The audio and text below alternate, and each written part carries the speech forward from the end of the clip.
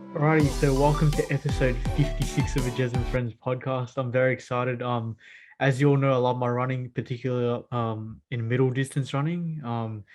And today I'm with fellow Melbourne Uni runner who holds the club record in the 15 and 3K with 3:38 and 8:01. Isaac Hockey, how's it going, mate? Hey Jerry, I'm good.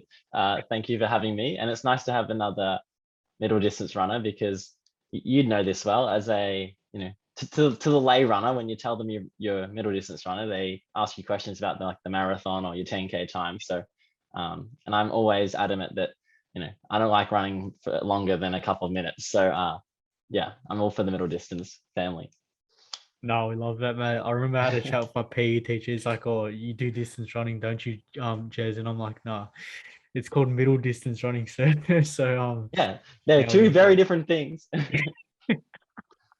yeah, we'll touch on middle distance running, I'm sure, very shortly. But we always start with hypotheticals, Isaac. So, if you had to eat one takeaway meal for the rest of your life, or like place for takeout, where would that be and why? Or what's your choice? Is like money a factor? Well, I'll say Thai green curry, Oh, yeah. because if you're trying to be frugal, you can always just make the rice yourself, and there's always enough for leftovers the next day. Uh, got some good spice, good veggies, never fails. No, that's good. Although I'm not sure about curry every day of your life. It's always good to like find a spot for curry. But like I know some places like serve really well, but some are like not the best. But Yeah, yeah, you got to that's have the your story for local. another day. Yeah, exactly. Find the right local for you. And that's a pretty unique choice, I must say, Isaac. But let's um discuss like Thank you. other things. In terms of like yourself growing up in Geelong. Um I listened to this YouTube video. I think you were doing like one of the SSV stuff, but I think someone interviewed you and it was quite a funny interview. I think he mistook your um school or something. But anyway, what was it like growing up there? Because I know I've been to Eastern Beach a few times. Wonderful location, even for training as well. Well, my family is from further out west of Victoria. I suppose we're kind of farm families out. Kind of, I guess my relatives are distributed across the likes of Colac, Warrnambool, Oh, Hamilton. But yeah. when I'm the youngest of three children, and when my mother was pregnant with me, my parents simultaneously moved to Geelong. So I'm kind of the city boy of the smaller city boy of the hockey family. Um, I guess growing up in Geelong is all I know. I uh, went to kindergarten, primary school, and high school in Geelong. I was I went to one of the independent co-ed schools for high school, which I loved. Most people, the question it will be, "Oh, did you go to Geelong College or Geelong Grammar?" And I'm like, neither. Uh, there were, I guess, through kind of year 9, 10, when I was running quite well, I kind of had offers and potential to go to the likes of Caulfield Grammar, Melbourne Grammar, or Geelong Grammar, and kind of waive my fees to run. And probably quite selfish of me in hindsight, that would have helped my parents financially a little bit. But I always wanted, my running life and my school life and friends separate, and two different things, and didn't want to have to be beholden to a scholarship and run fast on weekends in that respect. So yeah, Geelong, I get back there when I can because my family and a few of my friends are still there, and places like the Eastern Beach, great for morning walk, a swim out in the ocean if that's your kind of thing, or a run. And Eastern Gardens, which is just up at the top of the Eastern Beach, there's a 2 point, oh wow, this is testing my knowledge of Geelong now, 2.2k loop around Eastern Gardens, I think. And I did all my sort of growing up training, sort of cross country training around on that gravel track. And funnily enough, when I made my first ever national cross country, it was in Geelong at Eastern Gardens. So I had a home ground advantage for that national cross, and I finished fifth, and that was the best I've ever finished, and it was my first Oh, ever let's national go, cross. Isaac. So yeah, my running started in Geelong, and my first big race was in Geelong too. But a great place. Yeah, awesome place. And a good segue as well. Like I know you obviously study at Melbourne Uni, but can we briefly touch on like the subjects you did at high school? I'm presuming a fair few science subjects, Isaac? Yeah, I did biology, chemistry, psychology, English literature, uh, kind of the middle tier mathematics, and French. Yeah. I thought you'd do a maths there. Yeah. Yeah, just the one maths, which was probably my weakest subject. Oh no, that's fair. I'm not a fan of maths. But yeah, I just cruise through general. So yeah, it's pretty chill there. But touching on Melbourne Uni, I don't so like the lot. Oh, sorry. sorry, yeah, I you don't go, like you go. the lower maths is unfair because all the really good math students just dominate it 2 years early. So That's true. So if I do like further in year 10 or something, yeah, yeah, so I then guess, yeah. it's unfair. Sorry to cut you off there, but like obviously you're studying at Melbourne Uni, I believe like in the field of immunology. I mean, you can pronounce, you can um tell us what you're studying, mate, because I think I butchered that. I know exactly what you're saying. Immunology. Yeah. Uh, I I did a biomed undergrad and immunology was my major. So essentially it's the immune system and everything related to that. Uh, Following undergrad, I really wasn't sure what to do. And at the time I was considering studying medicine, but I was running pretty well. Like the year before I ran 338 over 1500. So I kind of, I guess, heard anecdotes of trying to balance. It's an incompatible uh, you know journey to engage fully in a medical degree or a medical career and trying to run well at a high standard and at a standard that requires you to travel internationally. So I didn't really know what to do. I had a semester off at the end of my undergrad degree because I took an extra semester to complete it. And I also wasn't really set on medicine. So I was kind of like, what else could I look at? And then through COVID, and I'm about to finish this now, I did a master's degree in, well, the title is public health, but I'm kind of focusing on like more, well, initially I wanted to do sort of well, funny enough, back to maths, like a biostatistics and epidemiology sort of stream, which is funny Mm. enough is very topical in the media now. But I moved away from that to more of kind of like the social sciences side of it, and uh, you know, I guess the intersection of like vulnerable at-risk populations and looking at things that sort of preclude their access to healthcare and health inequalities and things like that.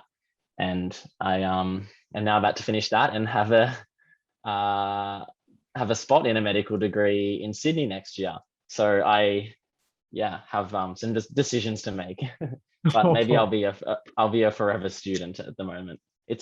Being a student, I think, is a good way to balance many other pursuits such as running. And I've been able to travel overseas while studying full time, which is nice. Yeah, like it's interesting to see your running journey in terms of like balancing study with running, which I praise you for, Isaac. And in terms of like the immunology like degree, do you touch on a bit of like COVID and stuff, and like you probably know like how that works and even the vaccine and the antibodies and how that goes about? Ooh, testing my knowledge here. I finished immunology back in 2019. Uh, so this was all kind of pre-COVID times. Uh, but what I love about immunology is it's very different to sort of the broader health society point of view, Mm. because in immunology you're very much looking right in on the cells and memorizing these things called chemokines and all the sort of protein bodies that respond to allergies, infections, and then looking at things like cancer treatment, which I find super interesting. So most of the time with cancer, when cancer, well, in the case of cancer, your cells are dividing at a inappropriate rate, so in excess, and a lot of the treatments are kind of trying to slow down responses and trying to get the immune system to kind of target the damaging cells and the cells that are really quite good at evading the immune response. So there's some really quite interesting things, I think, in the field of immunology, especially where it intersects cancer and oncology, and cancer is very much in an aging society that we live in Australia. It's cancer is a chronic disease that affects so many people, and whether it be you or your family members or your friends, and cancer treatments are very novel, and something that in the future need constant trials, and some of the cancer treatments aren't covered by the national pharmaceutical schemes because they're new and unsure, and there's lots of side effects. And that's probably, if I do go down the pathway of medicine, cancer is something that I find super interesting. In terms of the linking COVID and immunology, my housemate's probably a better one to talk about. He did an honors project last year, and they had to design a vaccine, and they were targeting the spike protein, which I believe is what the vaccines target now. But that's very much sort of, you really look in and see what's going on. How does the virus get its way into cells, or how does it evade the immune response? And you have to learn a lot about, this is something that I talk about on a human level as well. To understand the enemy, you have to, if you're trying to fight the enemy or get them on your side, you really have to understand them as well, and what makes them think. And it's just like a virus, what makes them live off you, essentially. And how do you target that, and then link that into drug design or vaccine design. But beyond some pipetting and 2 subjects where I was in the lab 3 hours a week, I haven't done any actual research into the field of immunology. But I do remember when I was finishing my undergraduate degree, the staff department were very very like, okay, consider doing things other than medicine, because most of the students wanted to go into medicine. And if you're a clinician at the hospital, yes, you're doing a super important role, but at the bedside, you're just administering what is accepted or deemed to be true in the current best evidence-led practice. Whereas if you're up in the lab doing all the hard yards and probably a bit less pay as well, you can be working really hard to develop things that change people's lives forever, and change the healthcare system for the future. Yeah, I think I learned more off what you said than I did in year 10 bio. So good stuff. I learned. A bit nerdy, but it can be interesting. Yeah, no, for sure. If like, because medicine, people just think it's all like just like a one sided approach, but like there's so many pathways to it. So it's good that you've touched on like many key facets. Yeah. Yes, and those pathways you allude to is very much what's daunting me at the moment, in terms of what may lie ahead on the path if I choose to take it. Yeah, true, mate. You've got some big decisions, but I'm sure you'll make the right one shortly, mate. And let's move on to your running now, which is the big motivation for getting you on. So you're obviously a middle distance runner specializing in like the 15 and the 3K. So like talk me through your running journey and like how it eventuated. Were you like set on it like from little apps, or like did it develop when you were a teen? Well, a fun fact about me is that my first Victorian team was in fact in sailing, not Oh, athletics. really? My older brother Luke went to we're sailing cadet boats, which are pretty small. There's typically a larger person at the back who steers the boat, and a small crew at the front who changes the sails and kind of helps lean outside and level the boat. And my brother went to Budapest in Hungary for the World Championships, and because both my siblings were sailing, I also, when I was old enough, sort of jumped in the boats as well. So I was probably 10 or 11, very lightweight, would jump in the front of the boat and just sort of follow the directions of my skipper, Ben. And the first time I sailed, we did capsizing practice, where you flip the boat, because you got to, if that happens when you're sailing, you got to be able to practice to get it back over and get back into the race. And I got stung by a jellyfish. So to be honest, I was probably scared the entire time I sailed for 2 or 3 years, either freezing and or scared or sunburnt. So I didn't love it, but I went to Tasmania because I came 6th at the state championships, and the top 6 made nationals. So we went to the nationals. I can't remember how we went, but that was probably back in 2009 or 2010. And then I think the following year I stopped stopped sailing. I was doing little athletics simultaneously just on the Saturday mornings in Geelong, and sort of go from little athletics to sailing in the afternoon. And I ran 5:01, I think it was, for 1500 meters, and I was probably 11. I think it was like the first age Oh, group you right, have mate. 1500. Is that under 11s? I think. I think so, And yeah. it was, I broke the Geelong region record, and like I guess it was the first time ever on 1500. And my first ever coach, Lisa Vestran, her husband Jack, came up to me after the race and said, "Oh, who do you train with?" And I was like, "Training? What's that?" And he's like, during the week. And I was like, "Oh, I don't run. I just like, I play football. I was playing AFL as well. And I do a little bit of sailing, but I don't really run." And so he said, "How about you come down on a Monday?" So I started doing Monday sessions at Landy Field.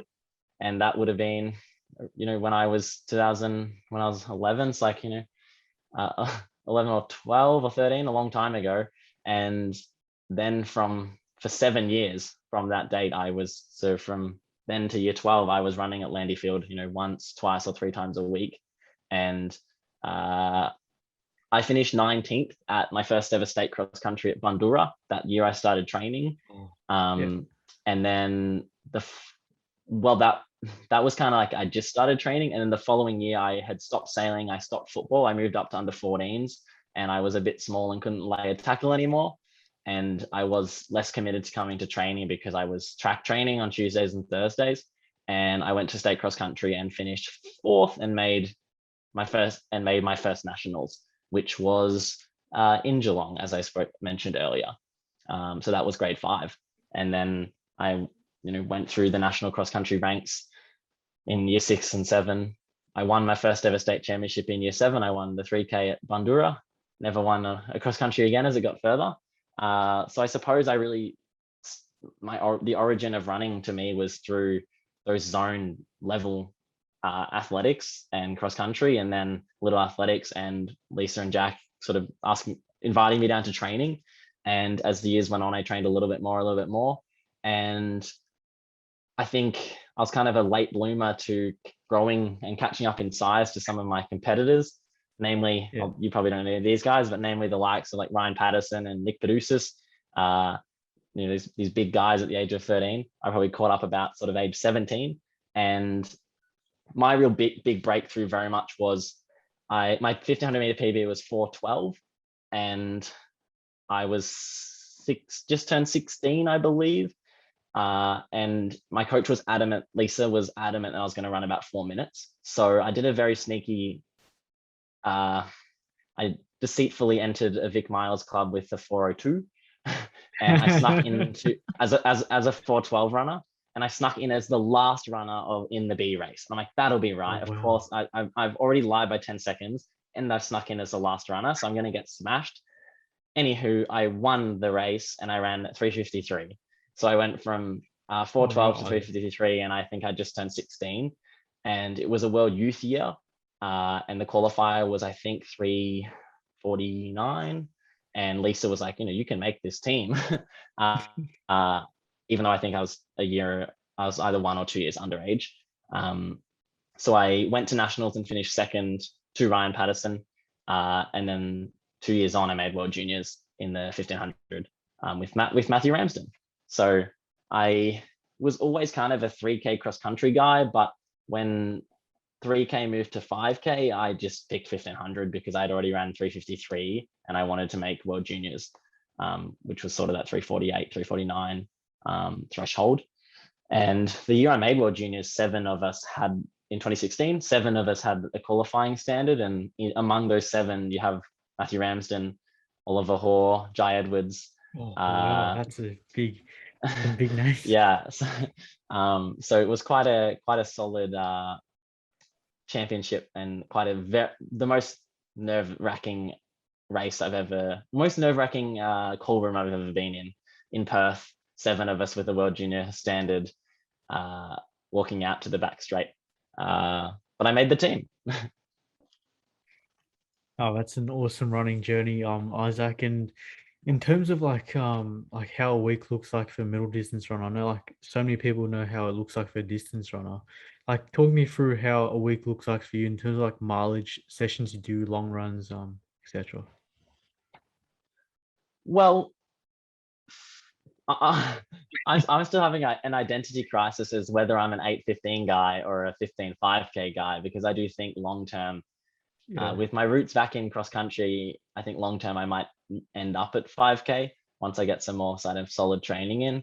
But for me, well, I think middle distance is probably more variable than distance. Like I think with That's distance true. running, it's Yeah. like, people put in their big session, big long runs, maybe 2 sessions a week or three, kind of a threshold run and some interval reps. I think you look at middle distance and look at middle distance in Australia, and you have, you know, the dichotomy of like Luke Matthews high volume training to Peter Bowl, and they're both middle Exactly right. distance runners, and one is running maybe 100 kilometers a week more than the other, but they're both meeting very similarly on race day when they're both in great shape. So I probably sit somewhere in the middle. I'll probably clock 80 to 90 kilometers a week. Uh, Yeah. I typically do a Sunday long run of 90 minutes. On a Tuesday, I would do sort of interval longer reps, nothing unique or novel at all. Your K reps or your fartlek. Uh, I particularly love K reps. It's kind of, 3 minutes of running with a 1 minute standing break. That's just like the Yeah, perfect same, same. I physiological, hate doing the fartlek though. perfect physiological system for my training. Yeah, don't give me any jog or float recoveries, please. Yeah, I'm done Uh, after that. I get dropped. exactly.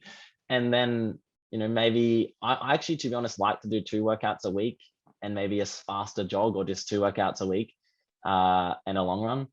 But come in winter, that's kind of pretty consistent, nothing very exciting. And I, to be honest, like that. I like to have kind of low key periods of the year. In the Yeah. past, when I have been overseas, you often forgo a winter season because you're racing. So you're jumping on the track trying to get qualifiers or run fast in Australia, you then travel overseas and you're trying to run all the time in races that you can get into, and then you come home, have a break, and it's suddenly it's September and the next season is starting again. So what I've particularly liked about this year is I've just been home locked down, and I'm just churning out 80 to 90 kilometers a week, 2 sessions, a long run. I'm not going out on weekends because I'm not able to. So I'm resting well, I'm eating well, I'm sleeping well, and I'm just training a kind of pretty lower intensity.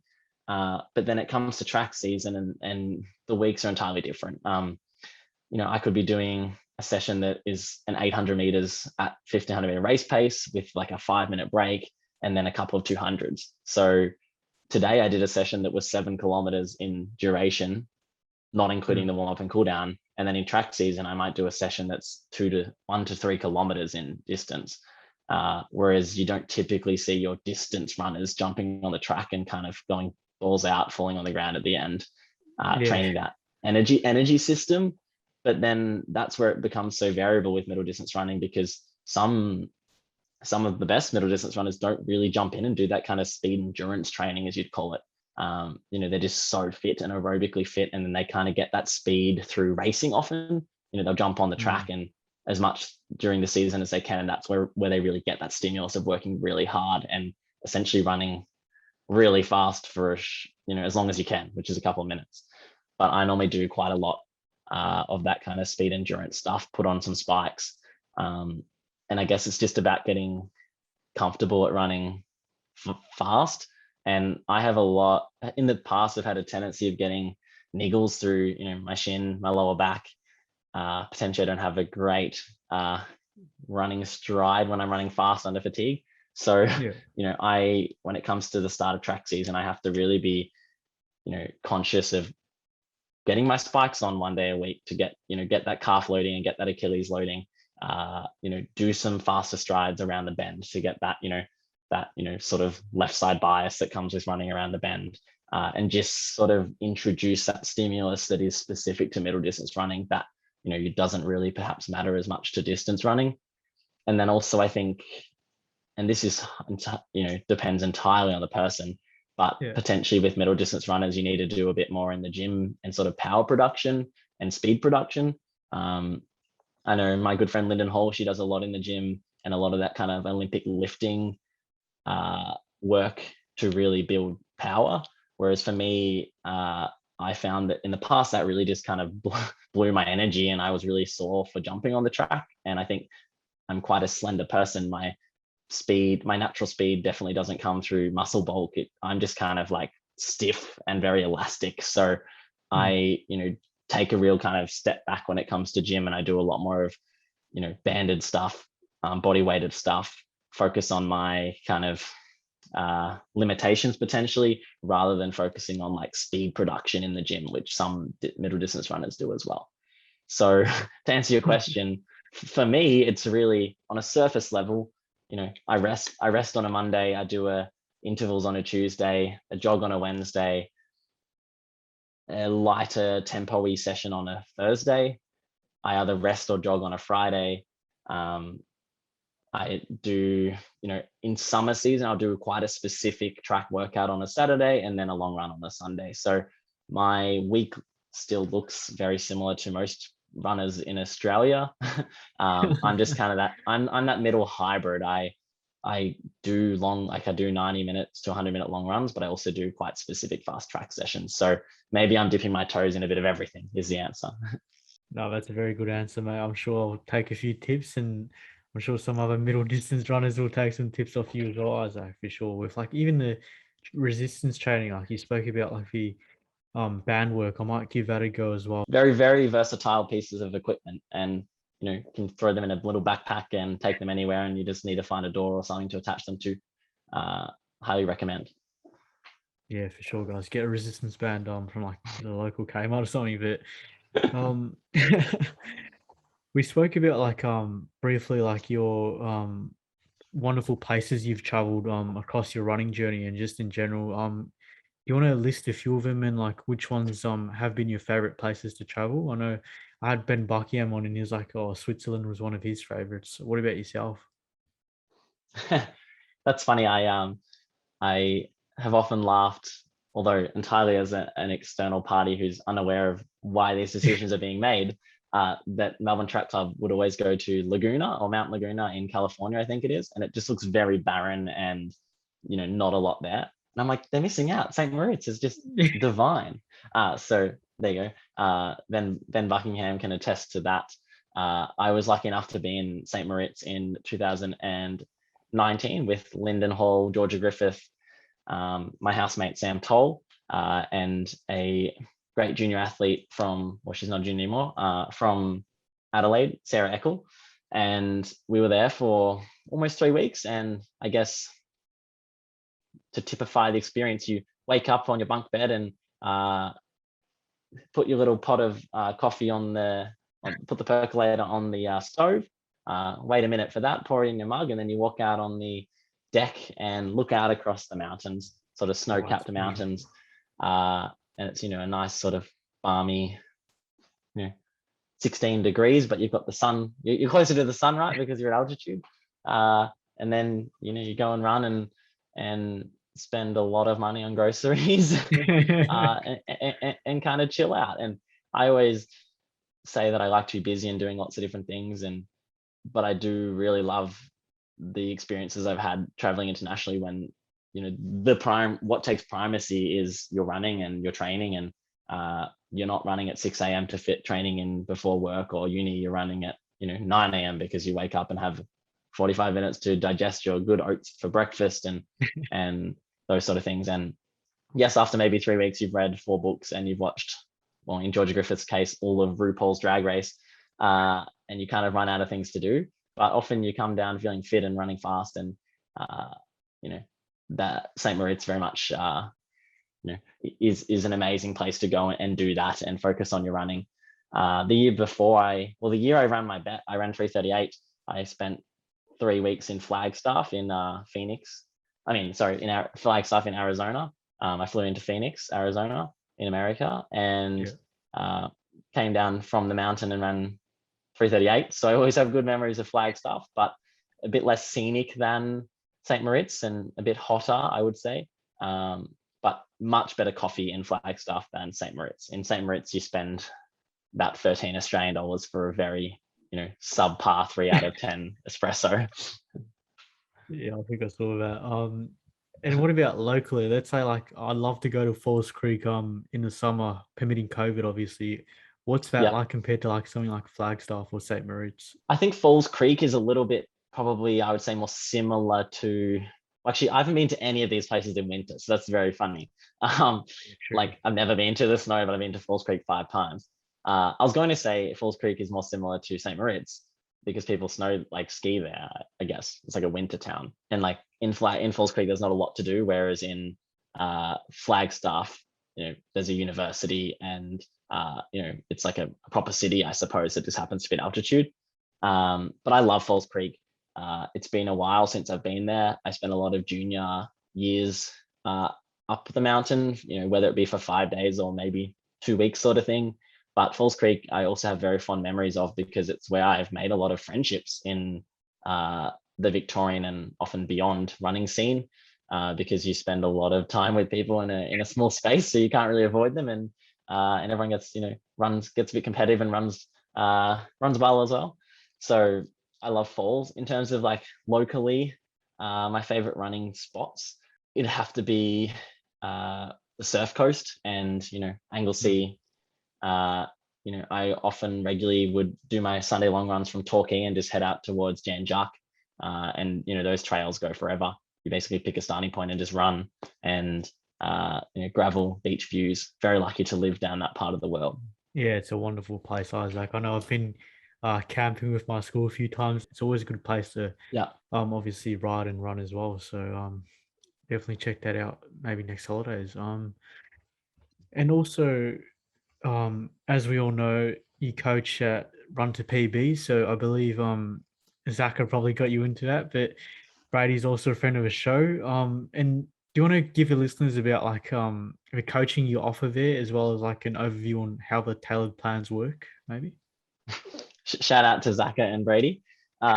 Yes, Zach and I have been, I guess, long-term mates, I suppose, at Melbourne Uni Athletics Club.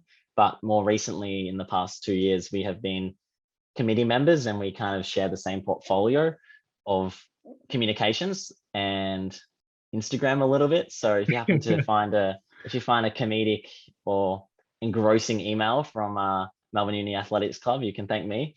And if you like the graphics on our Instagram, that is Zach's work. So we are regularly messaging Zach and Zaka, messaging on Facebook, and we talked a little bit about coaching over the time. And given I haven't been working so much through lockdowns and potentially moving interstate next year, I sort of said, does that offer still stand? I'm a level 2 athletics coach, so we chatted about it, and quite recently, really, I got on board, and I'm working personally with 4 athletes at the moment, which is pretty cool. They range from some individuals wanting to run 5 kilometers without stopping, to people wanting to run half marathon and marathon PBs. The programs are administered through a program called Final Surge, which is a similar thing to say Training Peaks. I personally actually received my programs through Final Surge with my coach Steve. So I knew how it worked as an athlete, and now I'm just kind of navigating it as a coach. And people sign on, in periods like now, when there's hopefully an event in 11 weeks, being the Melbourne Marathon. People sign up and want some guidance towards that event. So it's very much, and initially for me, what takes precedence is reaching out to the person, having a chat like this with them, and essentially establishing their goals, the history in running or other sports, the injury history, and then their lifestyle.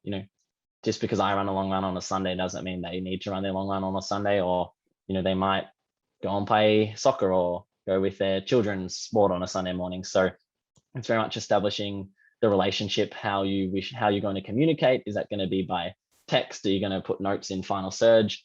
Is it going to be kind of check in at the end of each month sort of thing? And just working out, creating that rapport between athlete and coach that I think is just integral to a successful program and a happy athlete, which is a fast or an athlete that is pursuing their goals, I suppose. So I'm really enjoying it, and I like the variability in what people want to achieve. Some people just want to run because they enjoy the time away from their housemates, or their time away from their job, and and it's a thing that they can achieve. It's quite, the results of running, whether it be a time, performance, or a distance, it's very tangible and can really instill a feeling of achievement, all the way through to people who want to run this time at this marathon, and those ones you really kind of invest a bit more planning potentially into, like, this is your goal standard in this workout and this is whatnot. So I like it because it's really mixed, and it's nice to think about help out other people on their running goals beyond just my goals for every now and then as well. That's awesome to hear, Isaac. And but let's see in 3 months' time where my goals are at. You might have a middle distance runner to coach. So Yeah. we'll see how we go. Well, yeah, Um, I talked about the diversity, but I haven't got anyone yet saying they want to run a fast 1500. So there's a vacancy. we'll have to get in touch, Isaac, for sure after the potty. But speaking of coaching, I know shoes are very important, and I know you work with Brad and Renee, sorry, with the running company Yarrowville, who sell predominantly running shoes. And can you like give me an overview on like a day to day like workings? Like obviously you don't just get runners, you get people who walk as well, like trail runners, etc. But like, how does that work for you? Yes, you've described the demographic very well. We opened in August 2000. Well, Renee and Brad opened in August 2017, and I was their first employee. I had a little bit of experience with the company in Geelong when Julian Spence was managing the store there. So I'd kind of been in and out through high school, but granted, when school runs the same time as the retail operating hours, you don't spend a lot of time in store. So I probably was not a very worthwhile staff member as a high schooler. So thank you to Julian for bringing me on. But The moose. the August 2017 opening time in Yarrowville coincided with I was returning from racing overseas in Taiwan. That was in August 2017, and I was also hopefully going to move to Melbourne to keep studying university in Melbourne rather than traveling up from Geelong. So Renee essentially reached out to me and said, you have worked in Geelong, you're moving to Melbourne, do you want to help me out and have a job here in Yarrowville? So at the time, Renee worked, consecutive days, consecutive weeks, and I would probably jump in maybe on like a Saturday with her and one other day with her. And it was, super fun. And now it's 2021. So almost 4 years on, I am still there.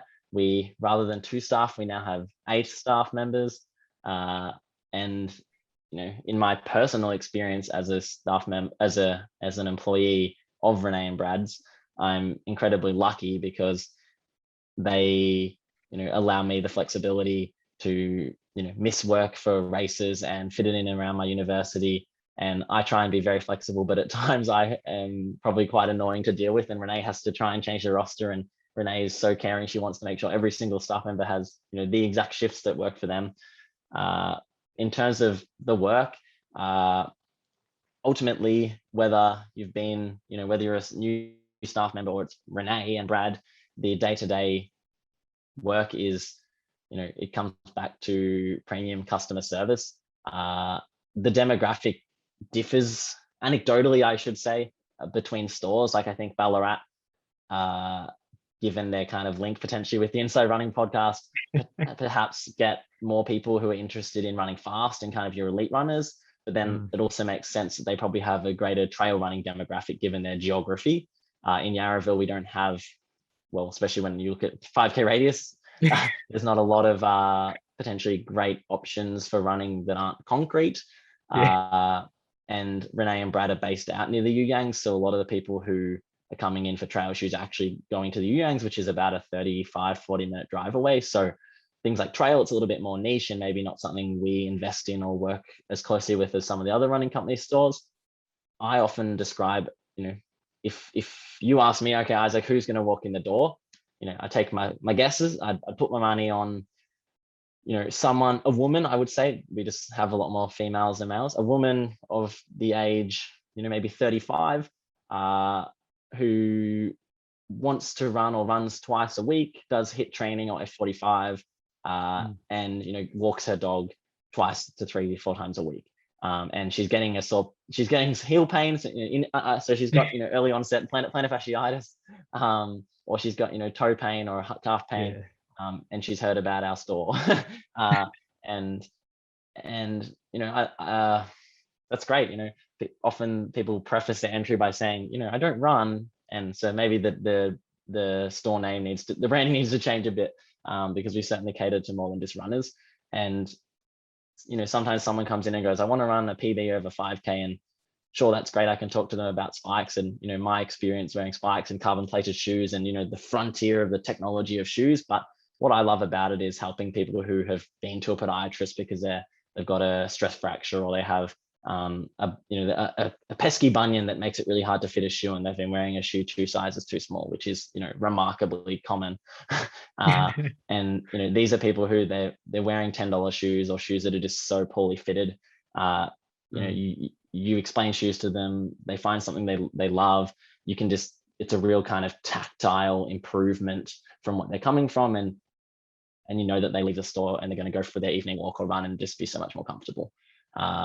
So we, Renee, Brad, and I, and all the staff members in Yarrowville, and all the running companies sort of, pride ourselves on being footwear tech nerds. But ultimately, over my years working at the running company, I probably know less about shoes, or like the offsets of shoes and the densities of foams than I used to, because I very much learned that, what is most important is, the fit and the building the rapport with the customer, and essentially discovering or determining why they come into the store, what they need, and just fitting the context. And people often ask, what's the best shoe, or what do you wear? And like, just because I wear that shoe, it's probably the worst shoe for you. Like, I have a size 12 foot that's like 1 centimeter wide. It's just ridiculously narrow. And like, I'm jogging at maybe 4:30 pace, but most people are jogging at 6-minute pace. So it really just comes back to context, and really trying to find the shoe that is designed for millions of feet, to try and get the one that is a little bit more, fitting you to those boxes, sort of thing. But footwear talk can go on for a long time. Yeah, just quickly, Isaac, what are some shoe recommendations? Because I'm a shoe dog, excluding Nike, mate. They just kill it with like Vaporflies and Invincibles. But at the moment, I have no Nikes in my collection, if we exclude racing shoes. So my current joggers, and in fact, it's a good question. I need to replace my Brooks Ghost at the moment. They were a bit run down today. But my probably all-time favorite was the New Balance 1080 last year. Yeah, The fit changed a little bit this year, funnily enough, to be a bit more fitted didn't work for me, around Isaac. Didn't work. around the heel counter, and a little bit deeper through the forefoot. And as soon as you add any depth to a shoe, my skinny little flat foot doesn't fit. So that trivial update was not trivial for me. So I'm not in the 1080 at the moment. I'm in the Brooks Ghost, and a bit more niche, the Puma Deviate. And I also have, what else is in my cupboard? The Saucony Endorphin Speed. I put on here and there for kind of like a little bit kind of faster runs. But at the moment, I've just been banging out the Brooks Ghost. Yeah. So, every kind of 6 months, my answer to that question could change. No, that's good to hear, mate. I'm sure you'll, work around your shoes for like years to come. But like, what about word of mouth recommendation to get me into running company Yarrowville, Isaac? As a staff member, Yeah, I'd love to work there, mate. yeah, I can take you under my wing. I much knowledge to impart, and as long as you have a a smile on your face when people walk in the door, and albeit for me pretty awkwardly greet people, and say something self-deprecating to break the ice. The shoe knowledge can be taught. We in Yarrowville very much value staff members who are just welcoming and there to listen, and I guess not trivialize anyone's reason for coming in to get shoes, whether it be to wear to work at the hospital, to get out of bed without chronic pain, or to run an ultra marathon. Awesome. I'm sure I'll learn a fair bit off you, Isaac. Well, looks like I'll have to tell Brad and Renee we have our next staff member. All right, let's have some fun on the potty now, Isaac. I know we spoke about running for a fair bit, but let's talk music now. A different spin. What's a song you listen to, or like any guilty pleasures, or like main types of genres you listen to, mate? I listen to music quite a lot. Historically, I've been a kind of a sad boy music kind of vibe. Yeah, Love I listening to get it. things. Love listening to things that make me feel sad. I probably my go-to artists would be Parcels, which are an Australian sort of indie funk group that are from Byron Bay, but they now live in Berlin, which kind of fits the genre. And Middle Kids, which is an Australian group based in Sydney. Yeah, I like. Well, I guess I don't know where these sort of like these genres or my sort of liking for these groups came from. I guess when I was younger, I listened to driving between Geelong and Melbourne to uni. I listened to a lot of Triple J, and that's kind of Australian centric. But I do enjoy kind of, you know, indie folky light electronic music sort of thing. But also always up for the Discover Weekly, or kind of finding the dark ends of Spotify to discover some new groups. Yeah. No, we love that, mate. I know I chuck on Discover Weekly all the time, so it's good to have someone in a similar boat, mate. Um, and moving on to my money segment, I call Isaac. I'm not sure you've heard, but it's called Funny Stories. So, either from your schooling days, your running company, and in life you want to share to the listeners. Go for it. This one kind of links to running. Actually, I suppose it just links to like me being like shambles, or like not so much clumsy, just like, oh, Isaac did that. Like, of course his body's broken again. When my first sort of big injury was, I was sitting at my desk studying. I think it's probably maths. It would have definitely been maths that inflicted this pain on me. And I sneezed, and like, I don't know, acutely, I didn't like notice much, but it was a big sneeze. And anywho, weeks on following the sneeze, I was still having like upper back pain, and I couldn't run, and I couldn't ride my bike, and Yeah. I was just kind of getting ongoing aching through my back. So I went to a sports doctor, and I have like incredibly poor flexibility. So they're kind of like, there's something wrong. It's just tight through the back. Nothing really improved. So I got a scan. I think it was an MRI, and I had a fracture to the transverse process, which I will never forget, which is essentially like the little extension of the spinal column on each vertebra.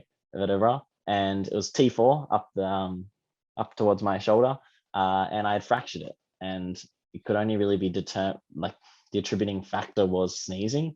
And apparently with people with poor bone density or osteoporosis, it's not uncommon to break ribs or like your sternum.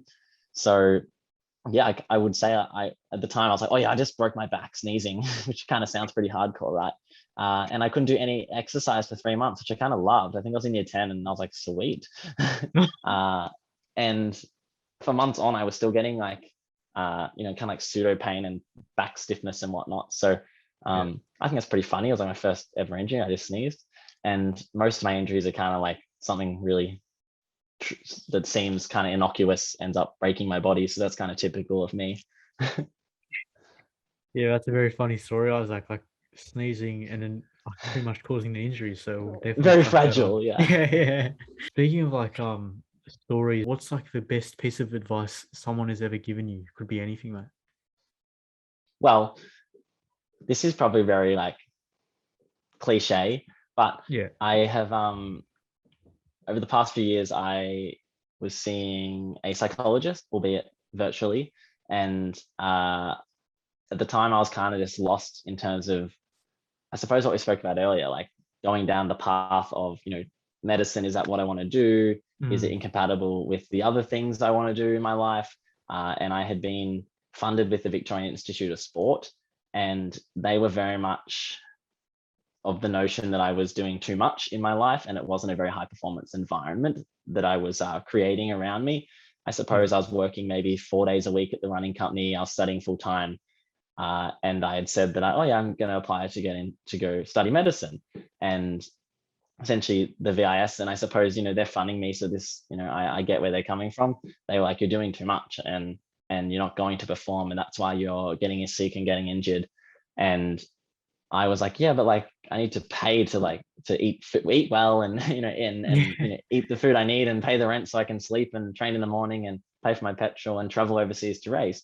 And I like doing many things, and keeping kind of multiple stimuli going, so I'm not too focused on running.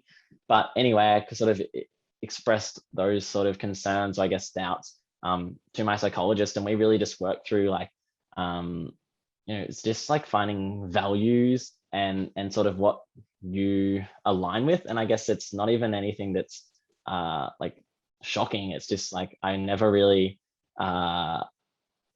practice quiet introspection. I guess the power of quiet introspection, and acknowledging how it's normal to have an emotional response to something, and how does that make you feel, and then choosing how to act on that. And for me, it was just going, okay, let's like kind of write down the medical pathway, and what are the pros and cons to that, and what are the pros and cons to not continuing to study, and maybe going, okay, I'm going to make the Paris Olympics. And it was just kind of working out what I want my life to be like, I suppose, and what that looks like. And over the past year of COVID, I think you spend a lot of time in your own mind, and I just feel like I've kind of changed and grown more as a person than ever in my past year. And it's not like, yeah, I know that normally, I feel like that happens when you're 17 or something, but for me, it's happened when I'm turning 24. So I don't know if that's really advice, but it's just, yeah, the power of quiet introspection, I'll say, is my advice. That's really good advice, Isaac. I actually take that upon myself because I'm 17, learning a few things, but we spoke about like, like kind of with like psychology and stuff, like just chilling out sometimes, like the work-life balance. But in terms of that, is there like a book or movie you kind of watch or listen to just to like chill out? Funny enough, my psychologist recommended a book called The Alchemist. Well, it was in Portuguese initially and became famous, I Worldwide. suppose, and was worldwide well received, and translated to, I don't know, many languages. And he essentially kind of described the book as finding your purpose. But funny enough, I actually ended up disagreeing with the entire philosophy, or I suppose the entire argument of the book, which was if you dedicate yourself to one thing at the exclusion of all other things, the world will kind of come together to make that happen. And then I went on and applied to medicine. So I suppose I end up not choosing to focus entirely on my running future. So I know I really enjoy reading, and I say that, but I never read enough because I have other things. I find myself too tired or other things to do. And yeah, I just like to sort of learn more about what goes on in the world, and bring that back to me, and kind of be aware of my place in the world and my kind of privilege, I suppose, in the world as well. And that kind of really aligns well with what I sort of study in that kind of health inequities world too. And I think psychology, mental health, it's incredibly important. And you could talk for quite a while also about how there's a real gap or limitation to mental health services in Australia.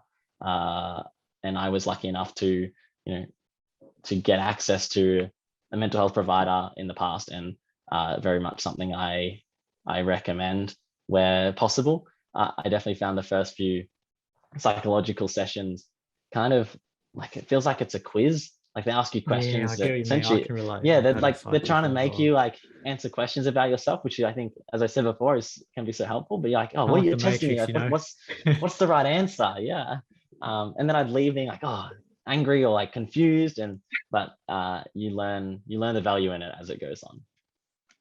Yeah, for sure. Like definitely recommend seeing a psych for those, just wanting to like improve their mental health because I know like once you get to session 4 or 5, you kind of um learn a bit more about yourself. Yeah. And like some days I would talk about my concern about, like at the time I had had a bad falling out with my current coach, Mm. and that was like quite quite messy with other athletes in the group as well. So I talk about that, and then maybe the next time I would talk about an assignment that I was stressed about, and the next time I talked about my concerns about going into a race, when I haven't raced for 2 years, or am I ever going to run faster than I ran when I was 18? So there's very you can kind of tailor it to what you need, what you feel like you need.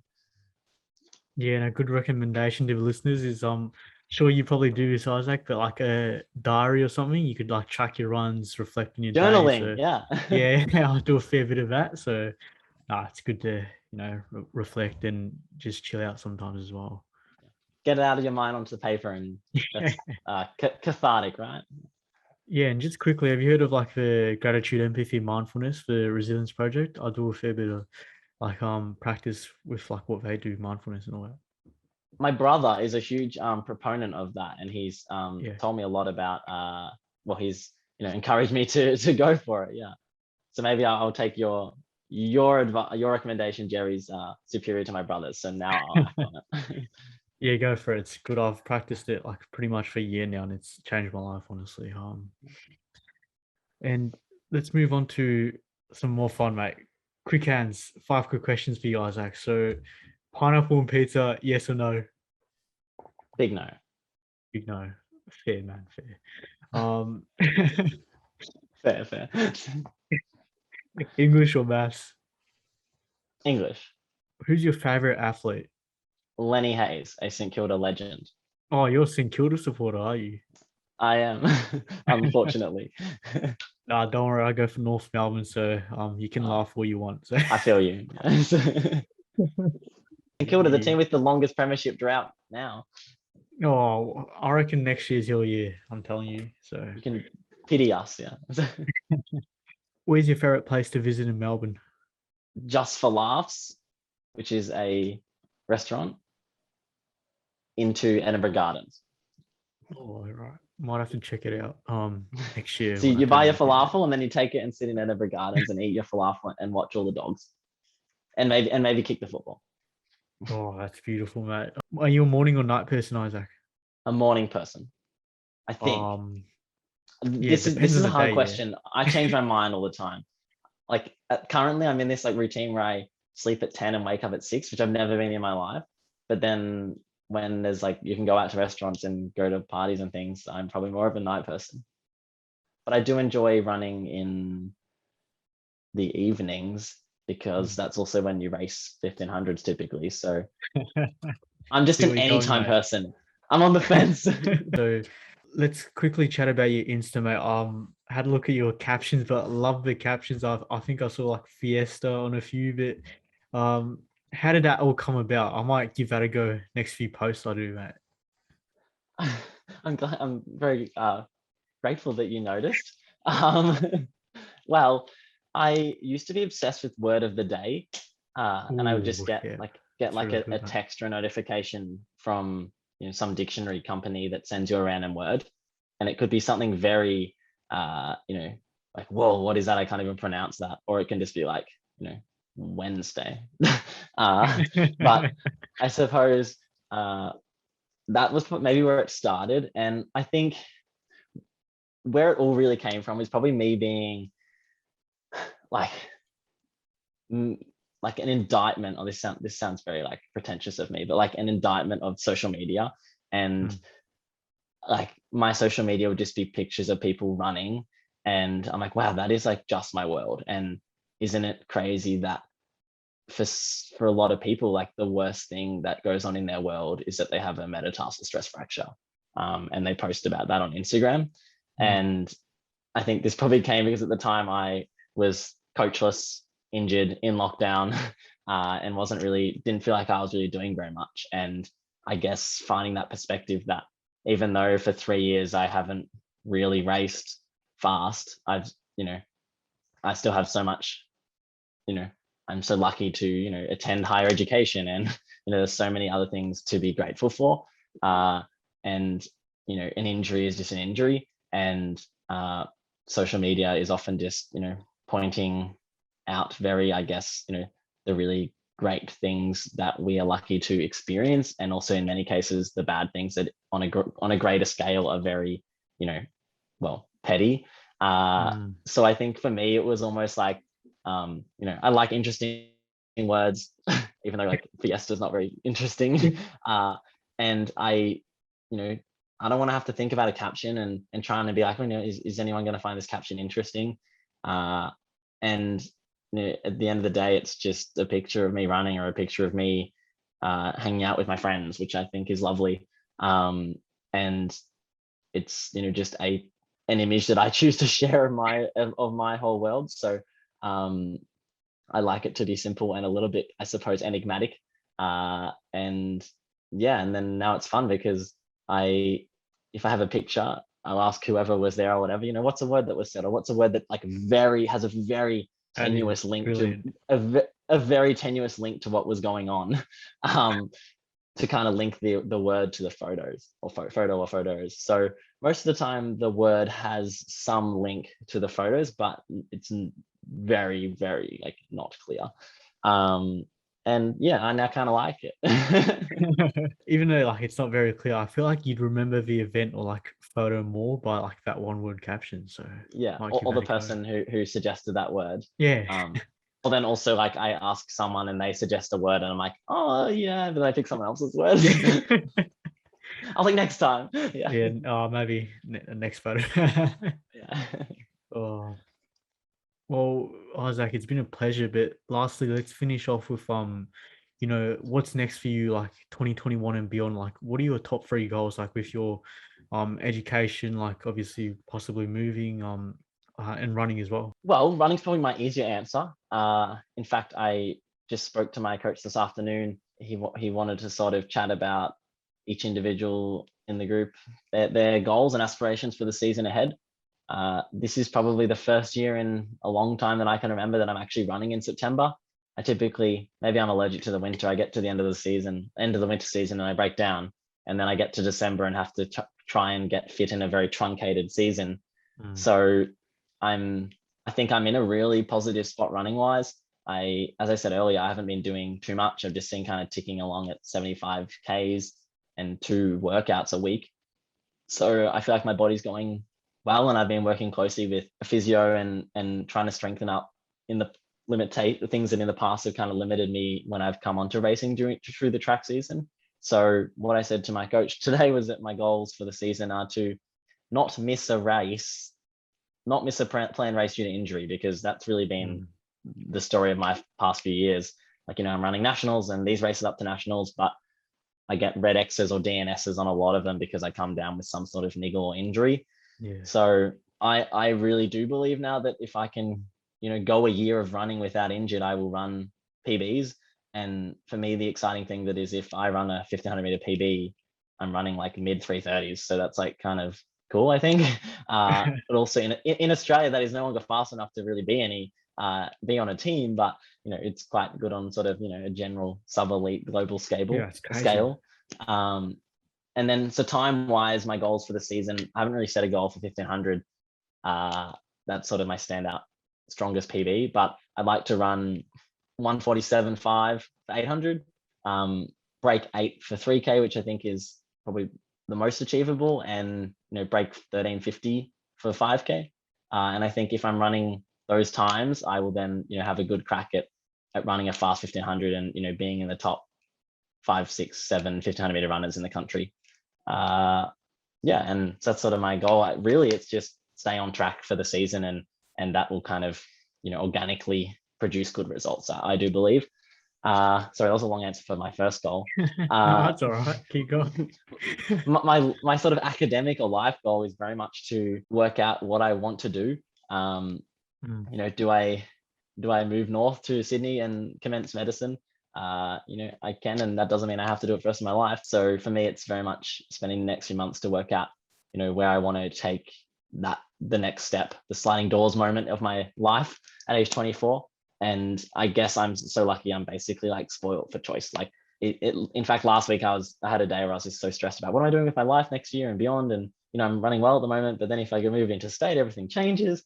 And I was just stressing out, and I was like, what am I doing? I'm stressing over, such exciting opportunities. So who knows where I'll be in January. I do enjoy running being a constant, whether I'm in Sydney, Melbourne, or Istanbul.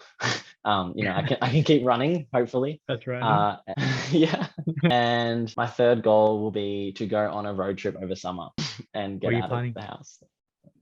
Uh, I the past 2 years I've been on. One of my really good mates, Bryce Anderson, is a runner in Canberra, and last year over New Year's I went with Bryce and Georgia Griffith and our other close friend Jess, and we went to Port Campbell, so like Bob Apostles Way. This year Oh we're yeah, thinking of yeah. heading up the east coast, and maybe taking the risk of crossing the border into New South Wales. And I suppose Gladys is her Being rhetoric is about generous. is Sydney being the home of everyone and returning travel, so maybe New South Wales will be fine. But a road trip with a beach escape, and that in reality that should be a really simple goal to achieve, but it may be out of my hands. That's the thing. Not in my Yeah, control. for sure. Yeah, I know I'd love to go with mates to like Warrnambool. I know you've like been there many times, but we went to this camp called I'm not sure you've heard, but have you heard of a camp called Nurad Gundij? It's like a 2 month leadership camp in Warrnambool. Yeah, I haven't been there. Really? Yeah. Do you like surfing? Uh, Warrnambool's good for surfing. Not the best, but yeah, it's a good Not the best. good event. So have you actually heard Nurad Gundij, like their camp? Hmm. I think my cousins in Warrnambool have been. Oh wow, that's amazing. So yeah, it's definitely a life changer because like you're gone for like how long? Like 2 months, and yeah, it's great. Enlightening. You come out a new person. Yeah, exactly right, mate. Coming out a new person. That's how I started a podcast, pretty much. And Isaac, to finish off, mate, I can't thank you enough. I've like pretty much loved the chat. I've learned so much about middle distance running, shoes as well. Hopefully, get you training me very soon. As well as like hopefully like we can catch up for a jog down at Melbourne Uni or pretty sometime soon because I know the lockdowns been tough, but I know you can jog with a few people, so it might get you um teaching me some hacks, tempos, all that. Well, Princess Park is in my radius now. Oh, really? Yeah, I haven't been there for months. Yeah, I'll have to Yeah. meet you there. No worries. I'll hit you up. Yeah, sounds good.